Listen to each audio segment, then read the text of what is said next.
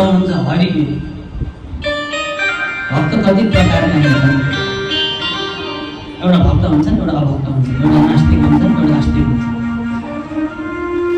भक्त कति प्रकारका हुन्छन् भन्दा भक्त 3 प्रकारका हुन्छन्।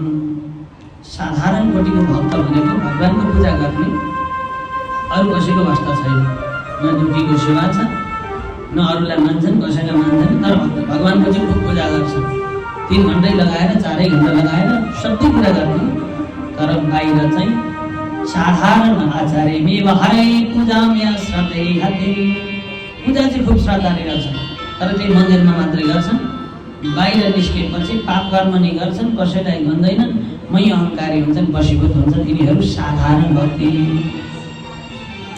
मध्यम भनेको चाहिँ ईश्वरे तददीनेषु बालिशेषु दिशत्सु छ। एउटा ईश्वरलाई मान्छन्, एउटा भगवानका भक्तहरूलाई मान्छन्, बाँकी अरू कसैले भन्दैन। त्यसकारण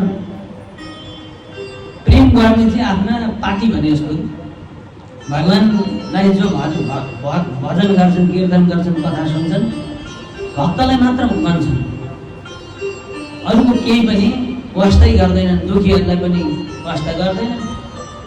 त्यसकारण भगवानलाई कसैले हेप्यो अथवा भगवानलाई कसैले नराम्रो भन्यो, भगवानका आक्षेप लगायो भने उनीहरूलाई शत्रुता भावले हेर्छन् भने पनि तिनीहरू साधारण। यदि शत्रुता भावले हेरे, भगवानलाई नराम्रो भने भनेदेखि त्यसलाई कि बुझाउनु होइन भने उसको बुद्धिले त्यस्तै भएछ भन्नु, तर उसलाई जसरी हेरिन्छ भगवानको भक्तलाई त्यसरी हेर्नुहुन्छ। दोस्रो प्रकारको भक्ति अर्को बताउनुहुन्छ। तेस्रो गृहीत्वा मिन्द्रियैरर्धान् यो न दृष्टि न हृष्यति विष्णुमायामिदं पश्यं सबै भागवतस्तमम्। ओहो, भगवानको यो माया कस्तो! कसैलाई दुखी बनाए, कसैलाई सुखी बनाउनु हो, कसैलाई पापी, कसैलाई धर्मात्मा। कोही यस्ता छन्, कोही उस्ता छन्, कोही नास्तिक छन्, कोही आस्तिक छन्। प्रभु हजुरको माया कस्तो हो भनेर चराचर जगत त एउटै हेर्ने। दुखीलाई नि उही भावले, सुखीलाई नि उही भावले, पापी पनि भगवानकै माया, पुण्यात्मा पनि भगवानकै माया, पाप कर्म गर्ने पनि भगवानकै माया। त्यसकारण कसैलाई पनि द्वेष भावले, भेद भावले नहेर्नु।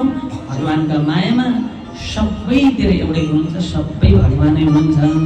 यो पनि रामको, यो पनि रामको, सारा संसार रामको, मै पनि रामको। यो पनि रामको, यो पनि रामको।